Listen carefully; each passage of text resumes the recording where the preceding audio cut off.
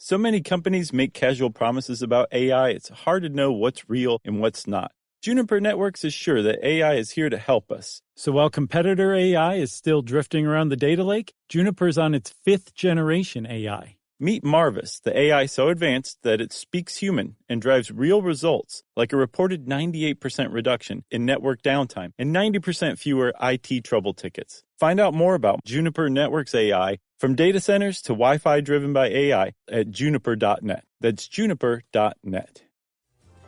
Welcome to Stuff You Should Know from HowStuffWorks.com.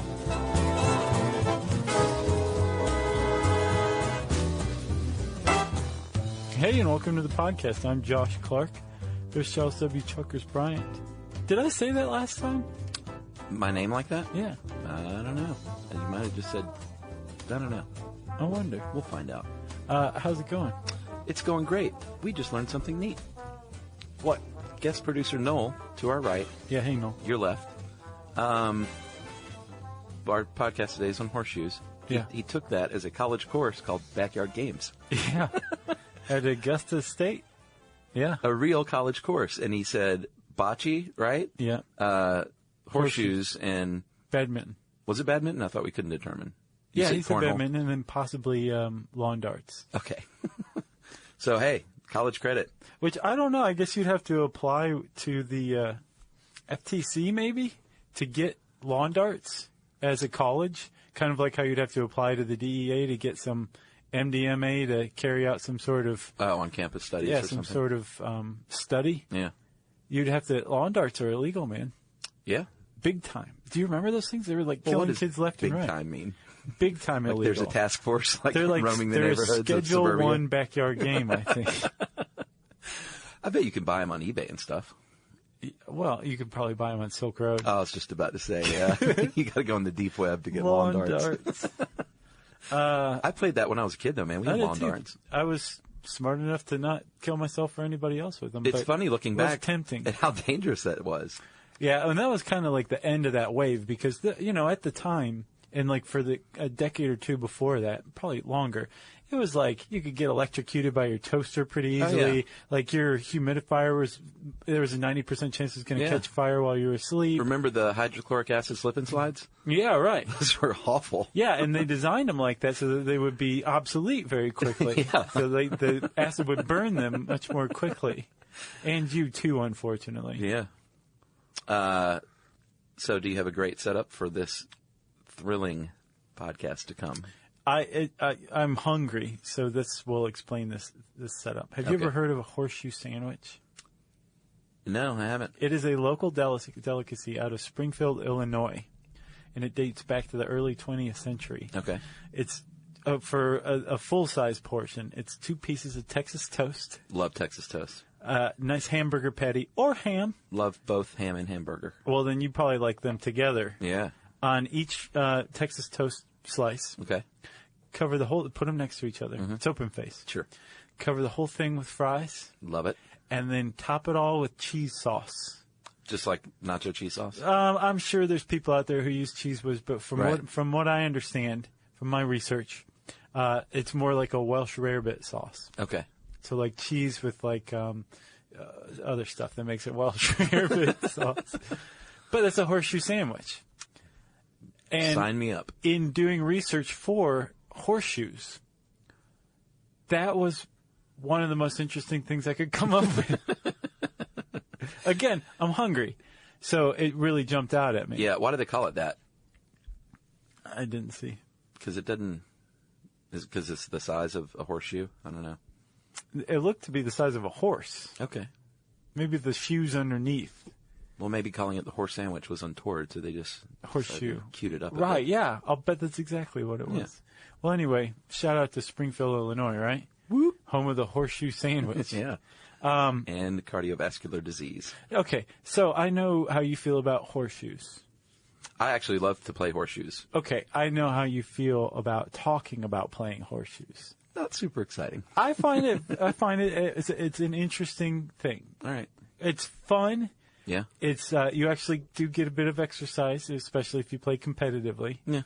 my friend, you can burn as much, if you're an average Joe, as 150 calories an hour playing horseshoes. You can work off a hard-boiled egg in an hour. Yeah. Or 1/100th of a horseshoe sandwich. Hey, and if you're playing in the backyard, maybe you've eaten some deviled eggs at a picnic, because horseshoes and picnics go together like ants and picnics. That's exactly right. I actually love horseshoes. I got a set a few years ago when my buddy Justin, who you know, had a 4th of July party, and we set it up in his backyard and played, and now he kept them, and haven't played since. What's the deal? Well, I mean, I left them at his house, you know. You need to go get them. Those are yours. Yeah, but I don't have actually I do have an area, but like no one comes and hangs out in my backyard, basically. Everybody hangs out at Justin's? Yeah. Emily and I would play horseshoes together, but it's more fun with like a group. Well, sure. And that's one way you could play, individually with 2 people, or with pairs. Yeah, and it says in the article you can play solo, but if you're playing horseshoes by yourself, that is sad. Yeah, that is a sad day for you. It is. So, Chuck, let's talk about the origin of the horseshoe itself. Of the shoe? I got a little info on it. Not the game, the shoe. The shoe. Okay. So, if you see a horse in the wild running, it's probably running for its life. Horses naturally don't like to run very much. Of course not. Their feet get sore. That's why they don't run very much. Yeah. So right when humans said, hey, I'm going to ride that thing, they figured out we need to put something on its feet because its little feet get sore, and I don't want to hurt this horse. I'm trying to get it to run. Yeah. So probably in the Asian steppes about 1,000 years, well, about 2,000 years ago. Okay. They started putting like booties on their horses. That's cute. With like herbs and something to soften the blow of the ground. Right. By the turn of that millennium, the 1st or 2nd century AD, people were putting booties, leather booties, which the ancient Romans, I believe, called hippo sandals. They basically put sandals on their horses. Finally, everybody realized all this was idiotic and you need to put metal on a horse. Right. And by 1000 AD, like nailing metal horseshoes to the bottom of a horse's hoof was very common practice. Well, does that not hurt? No, because it's kind of like if you have your fingernail past your quick. Yeah. If you nail the nail through that, past the quick, not below the quick, but anything that grows out past the quick, that doesn't have any nerve endings in it, right? Yeah. So, no, it's very similar to that. It's like a huge, thick fingernail for the horse. That's what a hoof is. So it hurts them to walk on these, but it doesn't hurt to have people drive nails into them. Yes. Okay. Depending on how long the nail is. Now, you could easily use a nail that's too long. Sure. And drive it right into the horse's foot, which would be very painful. Sure. But as long as the nail is short enough, you're just driving it into something that has no nerve endings, and it prevents that foot that's on the other end, the inside of the hoof, from becoming sore from walking. Okay. Okay, so you want to use nails that aren't too long, which is why there's this very specific trade called a farrier. Yeah. Who knows what they're doing. Sure. With trimming horses' hooves, shoeing horses, that kind of thing. And there's actually a patron saint of farriers, Saint Eligius. He's said to have come across a horse that was ailing, remove the horse's leg, shoot it, and then put the horse's leg back on, and the horse is like fine after that. Sounds like hocus pocus magic to me. Right. Somewhere along the way, somebody figured out that a horseshoe makes for a pretty great stand-in for a discus if you bend it to close it. Yeah, like the ancient Greeks, maybe. Yeah. They were into it. Thanks for sitting through that intro. I saw a little blood come out of your ear. No. Yeah, the Greeks and Romans apparently played horseshoes, and it like became a popular thing in the United States, like after the Revolutionary War. Yeah. And I guess it just caught on. Like, hey, let's throw these things. So the ancient Greeks were into discus throwing? Yeah. But you had to be wealthy or part of the military to have a discus. If you were poor, you had access to horseshoes, and if you bent the horseshoes to close them up and threw them like a discus, you had something called quiots. And then one of them landed accidentally on a metal stake, and they went, I bet you can't do that again. Right. I think they just got lazy and grew tired of bending the horseshoes, so they're like, we'll just throw the horseshoes as they are. Yeah. And that horseshoes is an ancient game. It's an ancient game, and it's played all over the world. It's not just for suburban American backyards. South Africa, Israel, Italy, to name a few. Yeah. I bet it's played the worldwide. And just here in North America, apparently 15 million people play. Not necessarily competitive, but, like Justin. Yeah.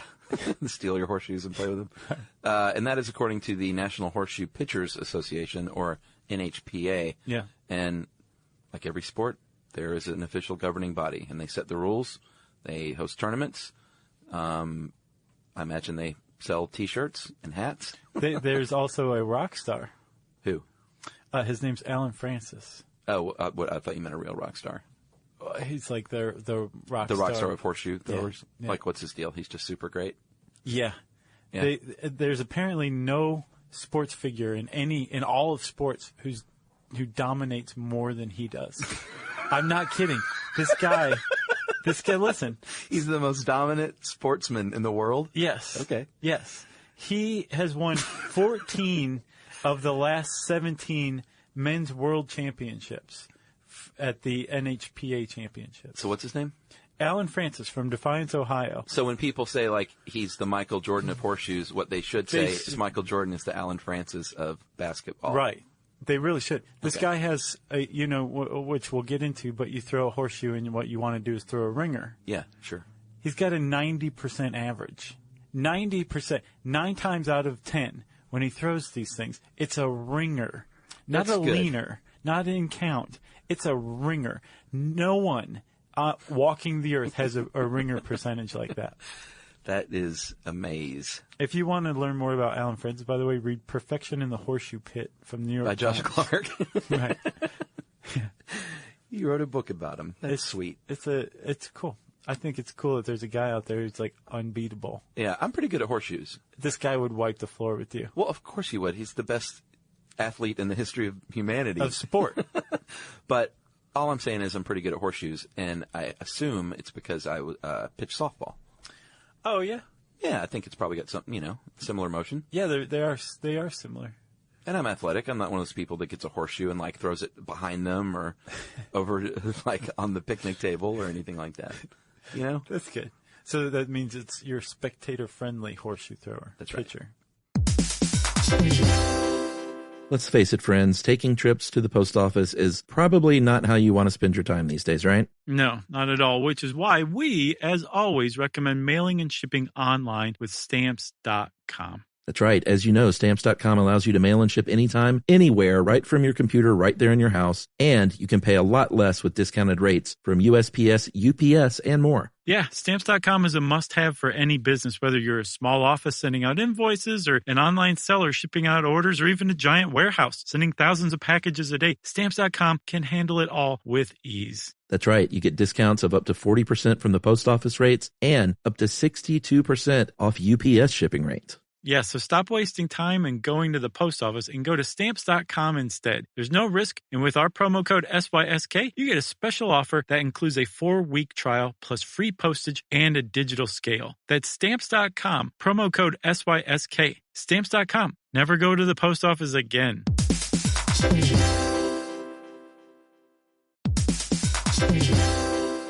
Hey friends, Apartments.com knows that we've been doing everything from home lately. Working from home, exercising from home, schooling from home, breakfast, lunch, and dinnering from home, wishing we were anywhere else on the planeting from home. Yeah, but with all that extra time we've had inside our homes, we've gained a newfound appreciation for making sure our place is the right place for us. And that is where Apartments.com comes in.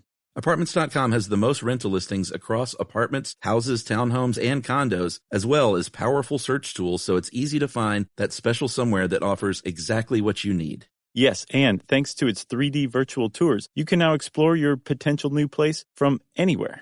That includes such exotic locales as your boudoir, your walk-in pantry, your alfresco dining area. Very nice. Even your guest powder room if you're feeling adventurous. Yeah, and just about anywhere with an internet connection. So let your fingers enjoy a stroll across the nearest keyboard and visit Apartments.com to start your rental search today. Apartments.com, the most popular place to find a place. All right, so let's get into this. Pitching is what you call throwing. The shoe is about twice the size of a regular horseshoe. Yeah. First of all, it's not like a little horseshoe. You pitch to see who goes first. Closest to the stake goes first. And we need to say right off the bat that there are real rules and there are house rules. Right. I'm always a house rules guy. Yeah. So In you play anything. by Justin's rules. Well, we co-determine the rules since I bought the kit. Oh, okay. I got you. But if you went to, say, Jake Gyllenhaal's house. Yeah. And he was playing horseshoes, and you would play by his rules. You wouldn't be like, according to my rules. No, I'd say, Jake, first of all, what kind of name is Gyllenhaal? And then I'd say, secondly, what are your house rules? Because I will abide. I respect the house rules. Okay, cool. But since we bought the kit together, then we I got you. made up our own rules, basically. I just wanted to make sure that's what you're saying. That's what I figured. And that's one of the points of a game like Horseshoes is you can play and make up your own rules. It's no big deal. Mm-hmm. But we're going to tell you how to play a real game if you're into that as well. Yes, according to the NHPA. Right. So you pitch to see who goes first. The object, if you don't know this by now, is to throw your horseshoe and have it ring the metal stake that is driven into the ground that we'll tell you about in a second. If you That didn't is a know that ringer. already, raise your hand so we can send someone to come lay on top of you until you pass out from unconsciousness. Exactly. Games are made up of innings. You play in pairs, and you throw two horseshoes. You throw both your horseshoes, and then the next dude or dudette throws their horseshoes. You No. don't alternate one and one, Right. unless you want to, per house rules. House rules. And now there are like some details to these rules that like I wasn't aware of. Like Oh, you sure. have to pitch both shoes in 30 seconds. It's Again, like house rules. speed chess. Yeah. In the park. Yeah, but if you're taking longer than that, like, what are you doing? Are you measuring the air? Like, You're just like drinking beer and like talking to people who are watching like a jackass. but get your head in the game. Exactly. That's know? what that rule does. That's what I say. Yeah. All right, so I guess we should go over the court and all that stuff of, like, regulation. So if you get your horseshoes, you at least know how to set it up. Well, hold on. What's the end of the game? And Oh, so if we're playing one another, yeah. we're both pitching toward the same stake. Yes. You pitch your two in 30 seconds. I pitch my two in 30 seconds, and that's an inning. Yes. And there's no set number of innings, but normally people will play until you get to 40 points. Yeah, I've seen that the common backyard horseshoes, you play to 21. Yeah. But I think a regulation tournament, you're going to play to 40. And it depends. I also saw, like, Philly rules and stuff like this. Oh, like, yeah? people get local, you You know. get a punch in the stomach. Yeah, exactly. It's called a court where you play, and if you want to play horseshoes in your backyard, you need to have like a level, wide open area. Mm-hmm. You can't you don't want to play it on a hill. And there's actually a lot of schematics online if you want to build your own horseshoe court. All right, so let's go over the basics of the court, though. It's 46 feet long by 6 feet wide. Yes. You've got two pitching platforms, which is where you throw from, each 6 feet square. Yeah. And you're supposed to have protective backboards. I've never seen that. No, I mean, I'm just like, I guess this is so it doesn't like, tumble on and hit the guy at the beer keg. Right. But I usually just dig a pit, and like the Chuck House rules once again. So what is it then? Like, how do you lay out like where the end of the box is? There's really not an end of the box I got for you. Chuck House rules. I got you. I'm with you. You're either ringing it, you're leaning it, or you're closest to the Right. pin, or closest to the stake, I guess. All the schematics I've seen are like, man, it is a defined box. Yeah, like bocce, like it's a real deal. Right. So you've got two stakes. They are iron rods about 36 inches long, 1 inch wide, and they are staked toward each other at roughly a 12-degree angle, about halfway in. Mm-hmm. It says about halfway. I would think that would be like really specific, like how many inches above ground. Yeah, I would think so too. But I didn't find that. Apparently, you're also supposed to stake it 4 feet from the back of the box, but 2 feet from the front of the box. Okay. All right, that makes sense. Okay. Chop up the soil or sand if you really want to go the extra mile. Yeah, you should. If you're going to build yourself a horseshoe pit, get some sand. You've got foul lines at 27 feet and 37 feet from each stake, and that determines where you're going to throw from. They say adult men pitch from 37, and ladies and old people and kids pitch from 27 or shorter. That is sexist and ageist. Agreed. I say pitch from wherever you feel comfortable. Yeah. House rules. And they say the backyard games are similar, but like it's usually not like it's either like sand or asphalt pits or something. Whatever you can accommodate is what Yeah. I say. If you don't have that many feet, like make it shorter. Right. You know? But then you have to handicap your score. Really? Yeah. Okay. My house rules are very unforgiving. That's why I You never have play to pay horseshoes with attention. you anymore. Yeah. All right, let's talk about pitching then. Oh, okay. You want me to? Yeah, how do you pitch a shoe? What are the two methods? Well, first let's talk about the anatomy of a shoe. Let's not forget that horseshoes are derived from actual horseshoes, which were put on horses' hooves. So if you're holding a horseshoe, so that the two prongs are at the bottom, what's at the top then is called the toe. The open space, the opposite the toe, that's the heel. Yeah. And then the two, parts at the end that kick inward toward the heel, those are called caulks, right? Yeah, and it's backwards in my head, but then when you think about how it sits on a horse's foot, it Right. makes sense. Exactly. But I would think the heel would be the part you hold, but it's not. It's the reverse. Right. Because how it sits on a horse's foot.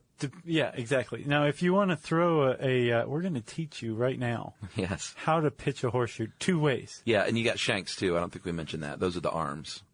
Yeah, that's right. So you've got the toe, the shanks coming down each side, The heel? the heel, and then the things that kick in are called the caulks. Yeah, the heel cocks. The heel caulks, right? All right. So if you want to carry out what's called a single flip pitch, this is probably the easiest. That's me. Is this you? Sure. This is the easiest, but Alan Francis does this too. And from what I'm finding, a lot of pro or really good horseshoe pitchers use this single flip pitch. So what you do is you grab the thing using your thumb and your index finger, or your thumb and your index and middle finger. Yeah. You squeeze the toe between that.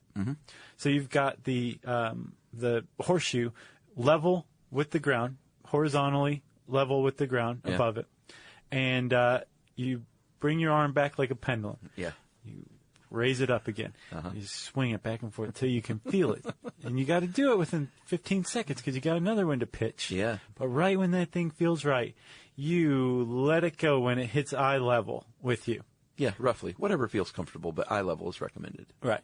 You want to send it in an arc about 6 to 8 feet into the air.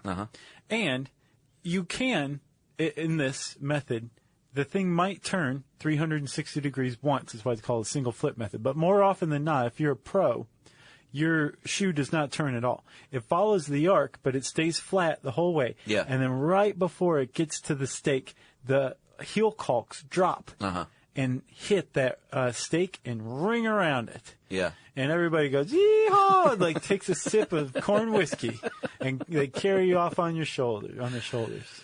That is the flip pitch, the single flip pitch. More advanced players, and they say that this is an easier way to get ringers if you can master this. You know, if you spend enough years mastering the quarter turn. Right. I'm sorry, the 1 1/4 turn, not the quarter turn. And there's other ones, there's like 3/4 turns, 1 3/4 turns. Sure. This is the standard other one. Yeah, for a 1 1/4 turn, you hold the horseshoe by the shank. So the opening is to the left of your grip if you're right-handed, opposite if you're a lefty, obviously. Yeah. You swing your arm back and forth like a pendulum, just like you were going to do with the flip pitch. And then I get that you let it go lower. Is that right? Yeah, usually when it hits like your thigh area, Okay. which I think would give it a higher arc is the difference, Right. or a But you- sharper arc.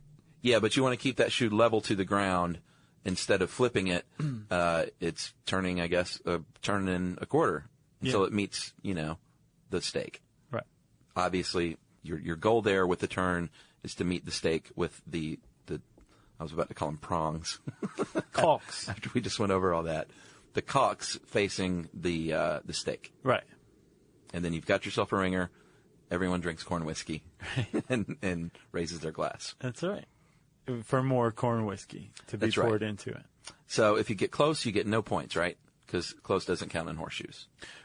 Close only counts in horseshoes and hand grenades. Oh. Yeah. Is that where that comes from? It does. I was being coy. Yes, obviously you get points by being close. That's where the axiom comes from. Yeah, it's called an in count. So let's say you and I have just both thrown.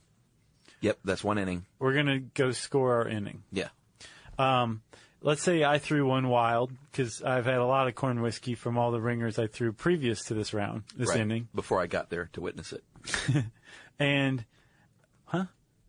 Well, I'm just saying, like, you were lying about how many ringers you threw. I get there and you're like, earlier I threw 12 ringers. Right, okay. That's why I'm drunk. So I throw one, and it's out of the court. Yeah, that's out. That's dead. That's a dead shoe. It doesn't count. Yeah, not a dead ringer. No, but there are such things. Yes. And we'll explain that in a second.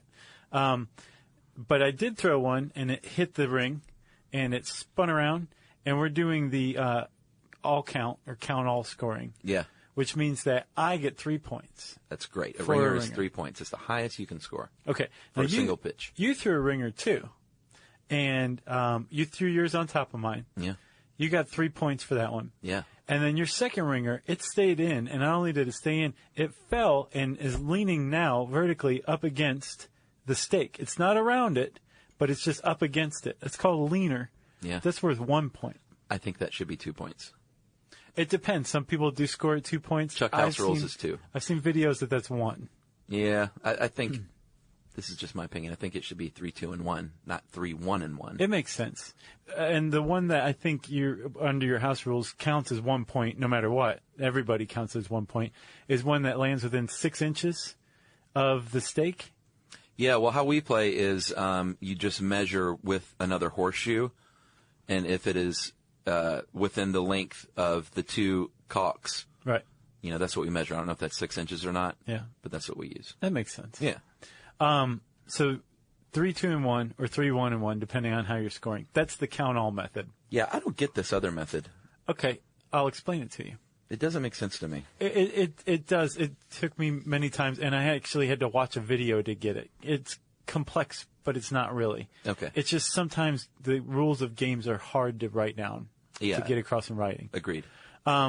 So the other method of scoring is called cancellation, right? And so in cancellation rules, that one that I threw out that's out, it doesn't count either way. Yeah, sure. Remember I threw that ringer? Yeah. You threw that ringer on top of mine. Mm-hmm. That canceled out my ringer, which made my ringer and your ringer, they cancel one another out. See, that's what I don't get. What's the point? A That's dead the same ringer. thing as both of us getting 3, both of us getting 0. Okay, it's true, but Does that just keep the score down or something? it does. I think also if you're really good, you know how to cancel other people's points out in addition to scoring yourself. But yes, it does. I think Okay. it extends the game too, really, because Yeah.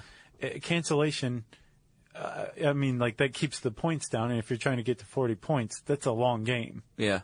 But that one that you threw that's leaning, I didn't throw one like that. So there's not one for you to cancel out mine, which means you get your points, whether 2 points if you're playing at your house or 1 point if you're playing at a tournament. I get it. So cancellation is just if you do something that's the same as somebody else, they cancel one another out. And then if there's something that's like yours is closer than mine, that you get that 1 point. Okay. I mean, it makes sense, I guess, in a way. And But then I like to score points, so I would just give everyone points. Right. Well, yeah, that's the thing. In cancellation points, I'm not going to win any points, like because if yours is closer, Yeah. even if mine is within 6 inches of the stake and yours is within 6 inches, Yeah. if yours is closer, you're the one who gets the point. I don't.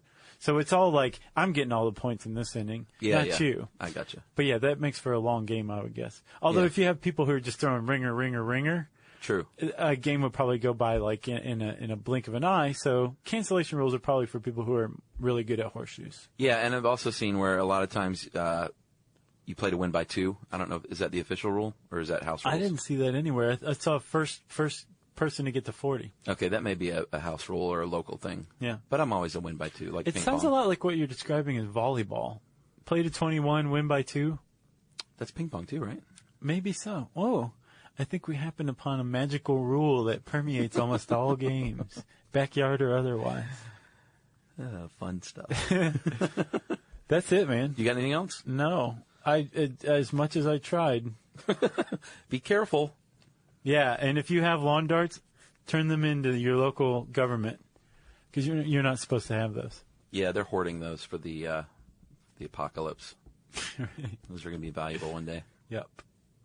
Message break? Not yet. All right. If you want to learn more about horseshoes, or if you just need a handy printout of these rules for your own home horseshoe court, just type horseshoes in the search bar at howstuffworks.com, and it's all right there for you. And since I said horseshoes, now it's time for message break. Stuff you should know. Ever drive an EV? You'd know, because once you feel the thrill of electric, there's no going back. And the next generation of EVs by General Motors are an absolute joy to drive. Imagine an EV that can go from 0 to 60 in an estimated 3 seconds. A lower center of gravity that handles like a dream, letting you hug corners for a tighter ride. And don't even get us started on available towing capacity. Yeah, towing in an EV. And what's that? A quieter driving experience? It's about time you listened to your favorite podcast the way we intended. So get ready to charge up and feel the thrill of the road. It's all made possible by Ultium, a revolutionary new EV platform from GM, built for power, flexibility, and range, ensuring you keep the good times going. Isn't it time for everyone to feel good about driving a vehicle they love? Discover the thrill that awaits at gm.com. Everybody in. And now it's time for listener mail, huh? Yeah, I'm going to call this Burning Man Correction. Okay. Because, we've never been. We didn't get it all right. That was a tough one. We've never been to CERN either, but we still talked about Large Hadron Collider.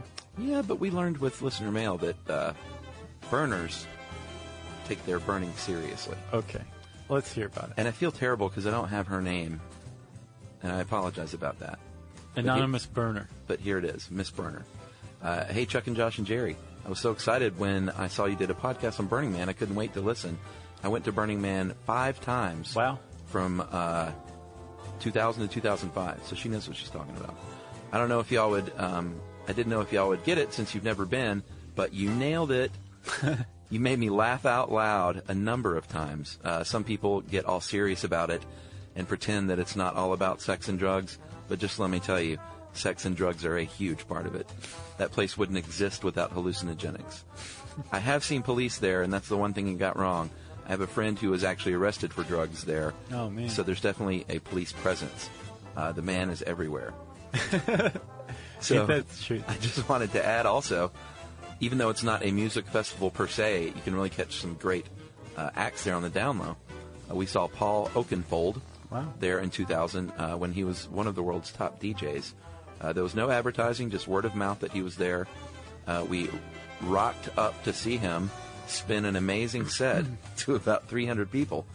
It's pretty cool, man. Yeah. Very intimate. That's a big name. Another cool brush was with music legend Perry Farrell. We saw him dancing at sunrise and asked him to come over to our place to eat cheese and crackers with us, and he did. He's really, really nice guy and really, really high. And in the Burning Man spirit, there was no sense of them being famous people or being anything other than just part of the city like the rest of us. All are equal on the playa. That's cool. And maybe it's good I don't have her name. Yeah. She just disappeared into the playa. Exactly.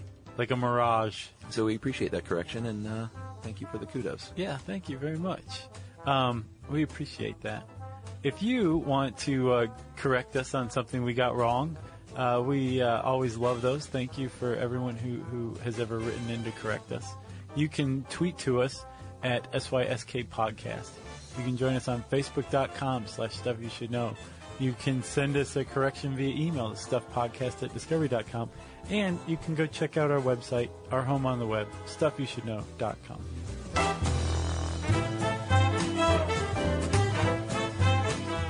For more on this and thousands of other topics, visit howstuffworks.com.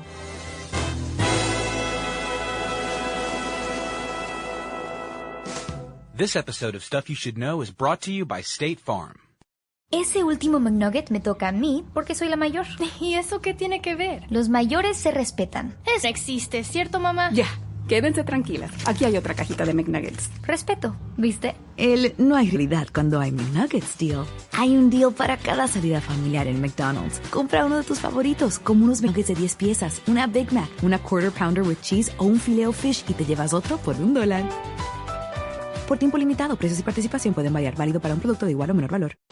Hi, this is Lin-Manuel Miranda, and I hope you'll join me for a special 3-part podcast series, In the Heights, El Sueñito. So in this podcast, me, my dear friend Eva Longoria, and 2 of my longtime collaborators, Chiara Alegria Judes, who wrote the book for In the Heights, and Alex Lackamore, my musical collaborator on this and so many things, will tell you the true origin story of this show, and now this film that has meant so much to me. Listen to In the Heights, El Sueñito podcast starting June 2nd on the iHeartRadio app, Apple Podcasts, or wherever you get your podcasts.